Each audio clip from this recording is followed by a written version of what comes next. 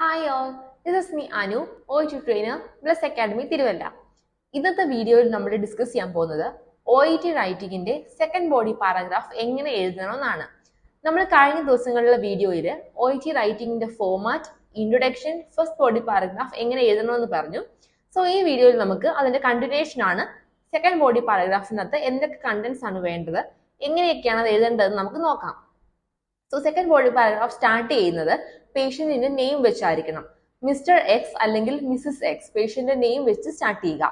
അതിൻ്റെ അകത്ത് past medical history കാണണം. അതായത് പേഷ്യന്റിന് നേരത്തെ എന്തൊക്കെ ഡിസീസ് ഉണ്ടോ അതെല്ലാം മെൻഷൻ ചെയ്തിരിക്കണം. For example DM, hyper tension, cholesterol, അങ്ങനെ എന്തൊക്കെ ഉണ്ടോ അതൊക്കെ മെൻഷൻ ചെയ്യണം. അതിന് എടുത്തുകൊണ്ടിരിക്കുന്ന മെഡിക്കേഷൻസ് എഴുതണം. എത്ര വർഷമായിട്ട് അത് ഉണ്ട് എന്നുള്ളത് മെൻഷൻ ചെയ്യണം. അതുപോലെ തന്നെ പേഷ്യന്റിന് എന്തെങ്കിലും സർജറി നേരത്തെ മൈനർ സർജറിയോ മേജർ സർജറിയോ നേരത്തെ കഴിഞ്ഞതാണെങ്കിൽ അത് മെൻഷൻ ചെയ്യണം. പിന്നെ പേഷ്യന്റ് നമ്മൾ അന്നേരം ആ ഡിസീസിന് വേണ്ടി എടുത്തുകൊണ്ടിരുന്ന ട്രീറ്റ്മെന്റ് മെൻഷൻ ചെയ്യണം. പിന്നെ സോഷ്യൽ ഹിസ്റ്ററിക്കകത്ത് പേഷ്യന്റ് ആരുടെ കൂടെ താമസിക്കുന്നത്, ചിലപ്പോൾ വിത്ത് പേരൻസ് ആയിരിക്കാം, അല്ലെങ്കിൽ വിഡോ ആയിരിക്കാം, വിഡോവർ ആയിരിക്കാം, അത് മെൻഷൻ ചെയ്യണം.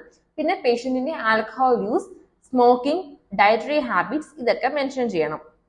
വെയിറ്റ്, BMI, ഹൈറ്റ് ഇതൊക്കെ മെൻഷൻ ചെയ്യാവുന്നതാണ്. പിന്നെ ഫാമിലി ഹിസ്റ്ററി, പേഷ്യന്റിന്റെ ഫാമിലി ആർക്കെങ്കിലും എന്തെങ്കിലും ഡിസീസ് കണ്ടീഷൻ ഉണ്ടായിരുന്നോ, അതിന് എന്തൊക്കെ മാനേജ്മെന്റ് എടുത്തു, ഇത് നമുക്ക് മെൻഷൻ ചെയ്യാവുന്നതാണ്. പിന്നെ അലർജീസ്, പേഷ്യന്റിന് എന്തെങ്കിലും ഡസ്റ്റ് അലർജി, അങ്ങനെ മെഡിക്കേഷൻ അലർജി, അങ്ങനെ എന്തെങ്കിലും ഫുഡ് അലർജി, അങ്ങനെ എന്തെങ്കിലും അലർജി ഉണ്ടോ എന്ന് നമുക്ക് മെൻഷൻ ചെയ്യാം.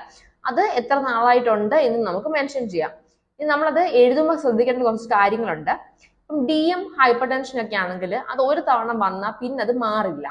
സോ അത് നമ്മൾ എഴുതുമ്പോൾ ഹാസ് ഹാഡ് ചേർത്ത് എഴുതുക. അതായത് പണ്ടുണ്ടായിരുന്നു ഇപ്പോഴും ഉണ്ട് എന്ന രീതിക്ക് ഹാസ് ഹാഡ് ചേർത്ത് തന്നെ എഴുതുക. പിന്നെ എല്ലാവർക്കും വരുന്നൊരു കോമൺ കൺഫ്യൂഷൻ ആണ് സിൻസും ഫോറും എപ്പോഴാണ് എഴുതേണ്ടതെന്ന്. ഇപ്പോൾ ഒരു ഇയർ തരുക, 1990 എന്ന് പറഞ്ഞൊരു ഇയർ തരുവാണെങ്കിൽ അവിടെ സിൻസും, 7 years, 5 years അങ്ങനെയാണെങ്കിൽ ഫോറും യൂസ് ചെയ്യാം. അതായത് she has had diabetic mellitus since 1990, അല്ലെങ്കിൽ she has had diabetes mellitus for the past 5 years അങ്ങനെ നമുക്ക് എഴുതാം. സോ ഇത് എഴുതുമ്പോൾ Mister X has had DM since ആ വർഷം എഴുതുക. She is a widow and he is a widow and he lives alone അങ്ങനെ നമുക്ക് എഴുതാം. He has a history of allergy, he prefers fast food, his BMI is ആ BMI എഴുതുക. അത് കൊടുത്തിട്ടുണ്ടെങ്കിൽ മാത്രം എഴുതിയാൽ മതി. ഹിസ് വെയിറ്റ് ഈസ് നമുക്ക് അങ്ങനെ എഴുതാം. ഹി ഈസ് അലർജിക് ടു, എന്തിനോടാണ് അലർജി എന്ന് മെൻഷൻ ചെയ്യാം. He is non compliant to in a medication നമുക്ക് അങ്ങനെ എഴുതാം. പിന്നെ നമുക്ക് patient he has a family history of എന്ന് പറഞ്ഞിട്ട് എന്തൊക്കെയാണോ ഫാമിലി ഹിസ്റ്ററി വരുന്ന ഡിസീസ് കണ്ടീഷൻ അത് നമുക്ക് മെൻഷൻ ചെയ്യാവുന്നതാണ്. സോ സെക്കൻഡ് ബോഡി പാരഗ്രാഫിന്റെ അകത്ത് പാസ്റ്റ് മെഡിക്കൽ ഹിസ്റ്ററി, അതിന്റെ medications, social history, family history, പിന്നെ അലർജി, ഫുഡ് പ്രിഫറൻസ് അങ്ങനത്തെ കാര്യങ്ങളാണ് നമ്മൾ സെക്കൻഡ് ബോഡി പാരഗ്രാഫിന്റെ അകത്ത് എഴുതുന്നത്. ഇത്രയേ ഉള്ളൂ സെക്കൻഡ് ബോഡി പാരഗ്രാഫ്. സോ എന്തെങ്കിലും ഡൗട്ട്സ് ഉണ്ടെങ്കിൽ നിങ്ങൾക്ക് കമന്റ് സെക്ഷനിൽ കമന്റ് ചെയ്യാവുന്നതാണ്. സോ ഇന്നത്തെ വീഡിയോ ഇത്രയേ ഉള്ളൂ. താങ്ക്